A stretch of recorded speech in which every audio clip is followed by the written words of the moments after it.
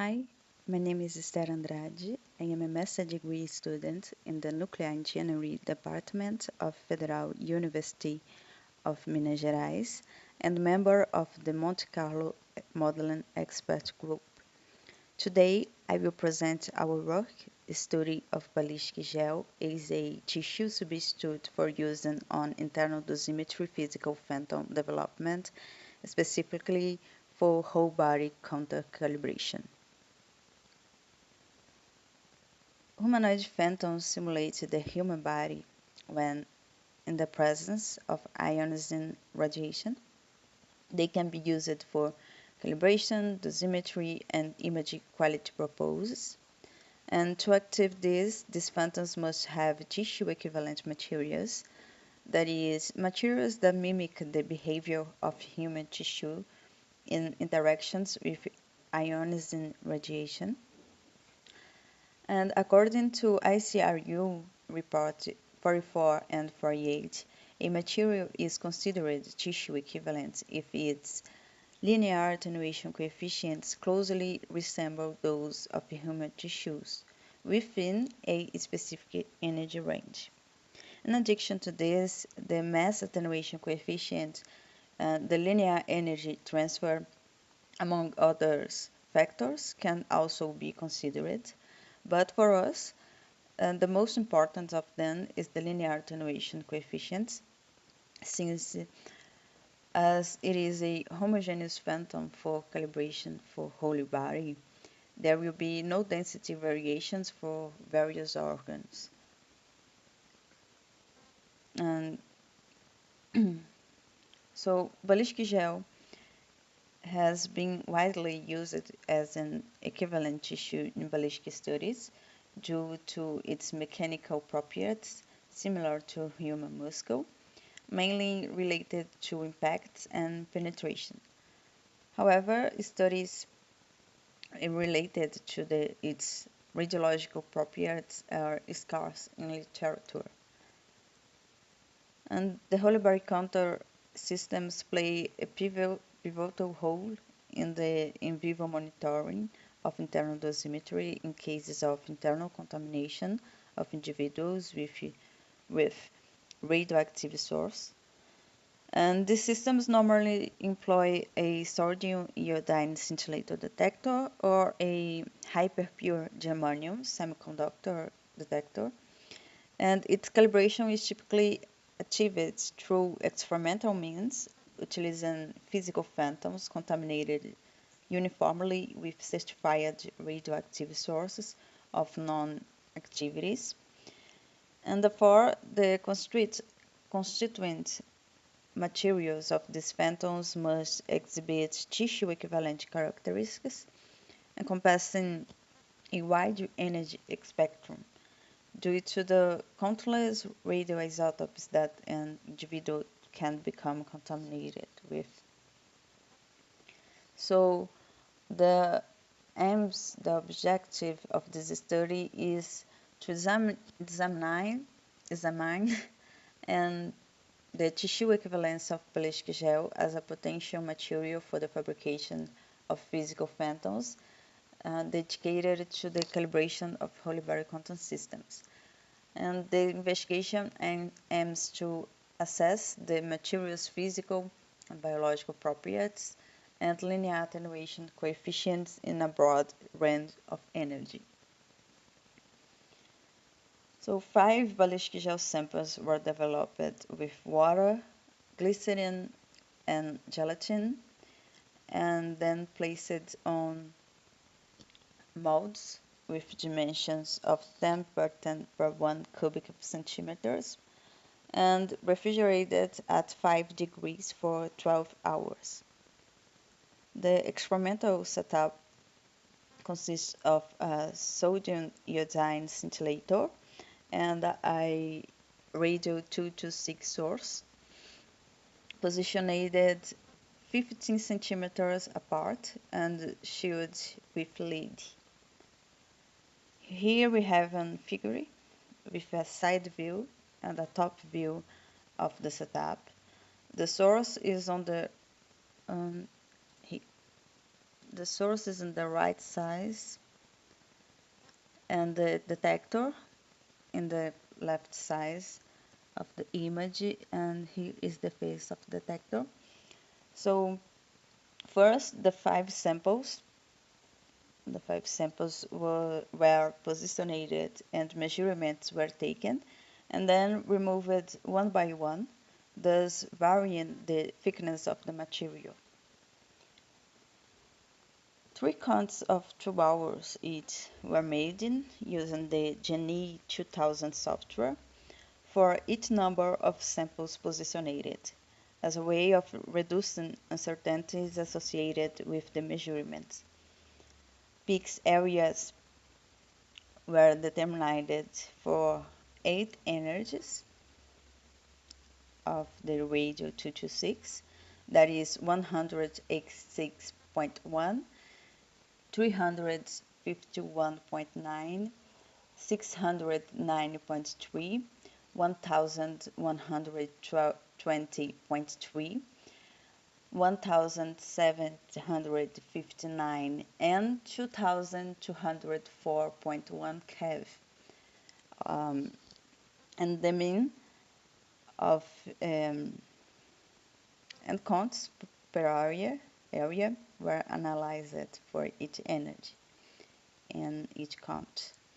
And the average of these 3 counts was calculated and for comparison, attenuation data was compared to water and PMMA, which are 2 well-established surrogate tissues in phantoms development. The linear attenuation coefficient was determined using this equation, where E represents the final intensity of the photon beam after passing through the material. In this work, E is the peak area obtained with a sample of thickness X, and I0 is the initial intensity of the beam, and in this work was considered the peak area without any sample. M is the linear attenuation coefficient, and X is the thickness of the material. And to determine the density of the ballistic gel, the relation between mass and volume was made. So here we have a table with the results of linear attenuation coefficients of ballistic gel for each energy analyzed, and also of water and PMMA. Here we have a difference of less than 8% for ballistic gel, except for energy 2204.1 keV, with a difference of minus 21%.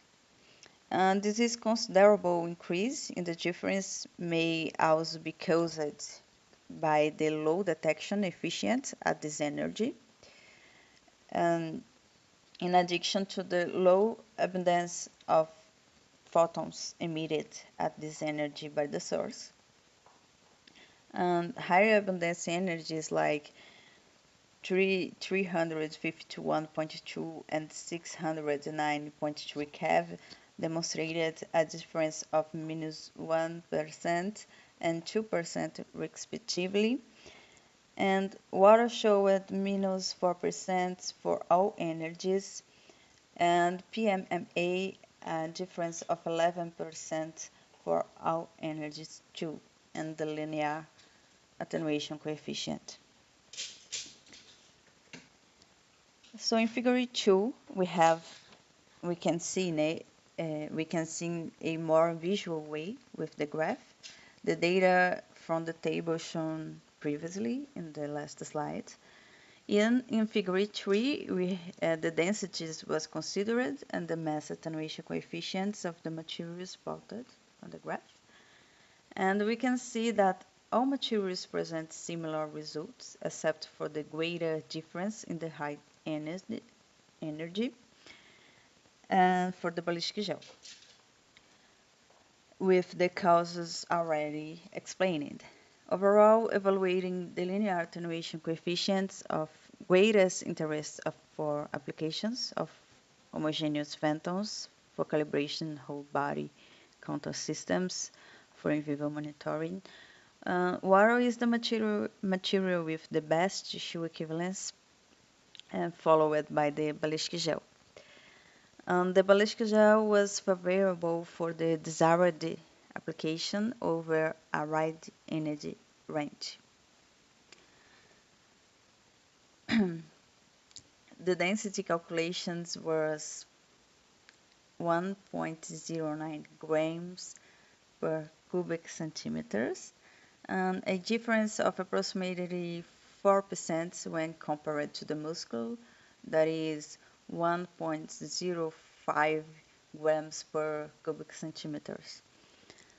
And physical and biological analysis of the ballistic gel under different temperatures, approximately 25 degrees at room temperature and around 5 degrees at refrigeration.